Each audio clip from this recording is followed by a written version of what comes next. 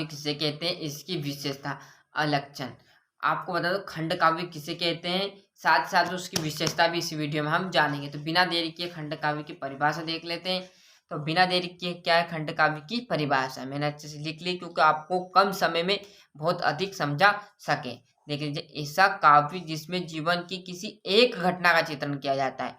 खंड काव्य मतलब छोटा सा एक खंड है, मतलब छोटा सा क्या है, ऐसा काव्य जिसमें जीवन की एक घटना का चित्रण किया जाता है। मतलब एक घटना, किसी घटना का एक घटना, पूरे संपूर्ण जीवन मतलब जन्म से लेकर मृत्यु तक में एक घटना बतानी है सिर्फ आपको, यही खंड काव्य कहलाएगा। महाकाव्य में आपने देखा होगा तो उसमें क्या होगा, पूरा मृत्यु से लेकर जन्म से लेकर मृत्यु तक की पूरी घटना का वर्णन होता है, और इसमें खंड काव्य में क्या है, एक घटना का वर्णन होता है। दोनों में अंतर यही है। तो ऐसा काव्य जिसमें जीवन की किसी एक घटना का चित्रण होता है खंड काव्य कहलाता है। समझ में आ चुका। इसकी विशेषता देख लेते हैं, यह खंड काव्य की परिभाषा है। इसकी विशेषता देखेंगे साथियों तो देख लीजिए, पहली जो यहाँ पर विशेषता है, इसमें जीवन की किसी एक घटना का चित्रण होता है। यही आपको लिखनी है शुरू में, क्योंकि ये विशेषता ही से परिभाषा बनी हुई है। तो इसमें जीवन की किसी एक घटना का चित्रण होता है। ये दूसरा पॉइंट है, आप देखोगे साथियों तो यहाँ पर देख लीजिए, इसमें पात्रों की क्या संख्या कम होती। जब आपको मैंने बताया कि एक घटना का वर्णन करना, तो एक घटना में पात्र क्या, आपका एक्सीडेंट हुआ तो आप कहीं वहाँ 20 आदमी को 20 से एक्सीडेंट कर दिया। एक घटना बतानी, एक घटना में एक से ही आपका एक्सीडेंट हुआ, तो वह एक घटना में पात्र की संख्या क्या रहेगी, मतलब जो आपके सामने मिले उस घटना में, तो पात्रों की संख्या कम ही रहेगी। क्लियर साथियों।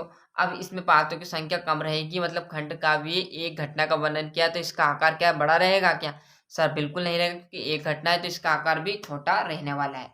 तो इसमें पात्रों की संख्या क्या रहेगी, कम रहेगी, साथ ही साथ इसका आकार क्या रहेगा, छोटा रहने वाला है। और जो चौथा प्रश्न, इसका नायक प्रसिद्ध होता है। इसका नायक क्या रहता है, जिसने इसको नायक मतलब क्या कहलाता है, लेखक की बात कह सकते हैं, वो क्या प्रसिद्ध होता है। 4 हो गए। 5वां है आपका, इनको मेन उद्देश्य ये है कि आप अच्छे से इन्हें कवर कर ले और अच्छे से परसेंट बना लीजिए। बहुत इंपॉर्टेंट जो क्वेश्चन है ये बता रहा हूँ सिर्फ आपको, जो परीक्षा में अधिकतर बार आ चुके हैं। फिर मत कहना आपको कि सर हमने पढ़ा नहीं, ये हो गया, फेल हो गए, सप्लीमेंट आ गई। खंड काव्य में वीर रस और शांत रस की प्रधानता है। मतलब किसकी है, वीर रस में किसकी है, वीर रस और शांत रस की प्रधानता है किसमें, खंड काव्य में। देख लीजिए, ये अच्छे से पांचों बता दी, एक बार पूरा देख लीजिए और स्क्रीनशॉट ले लीजिए। ये देख लीजिए खंड काव्य की परिभाषा, ऐसा काव्य जिसमें जीवन की किसी एक घटना का चित्रण होता है खंड काव्य कहलाता है। ये इसकी विशेषता, पहली, इसमें जीवन की किसी एक घटना का चित्रण होता है। यहाँ से अच्छे से स्क्रीनशॉट ले लीजिए।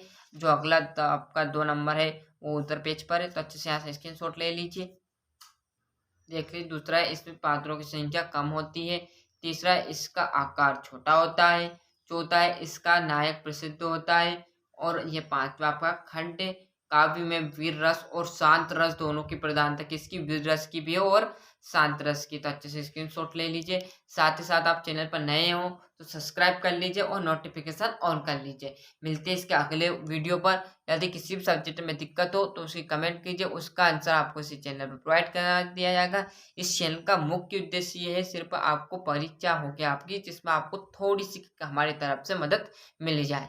तो मिलते हैं इसके अगले वीडियो में, जब तक के लिए अच्छे से मेहनत करते रहिए।